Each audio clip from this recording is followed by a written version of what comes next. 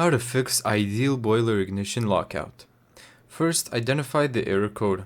If your ideal boiler displays an ignition lockout fault, such as L2 on many ideal logic models, make a note of the error code before resetting. The code helps identify whether the issue is ignition, low pressure, or another fault. Step 2. Check the boiler pressure.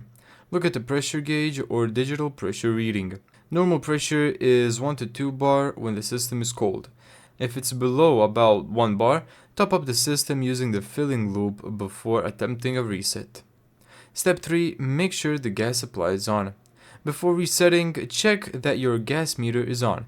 See if another gas appliance like a gas hob works. If there's no gas supply, the boiler won't ignite. Step 4. Press the reset button. Locate the reset or restart button. On most ideal boilers, press and hold the button for 3 to 5 seconds. Wait while the boiler attempts to restart. The fault code should disappear if the issue has been resolved.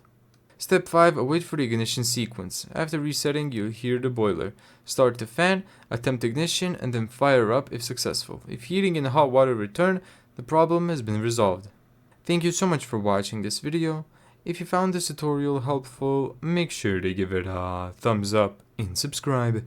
And as always, see you in the next video.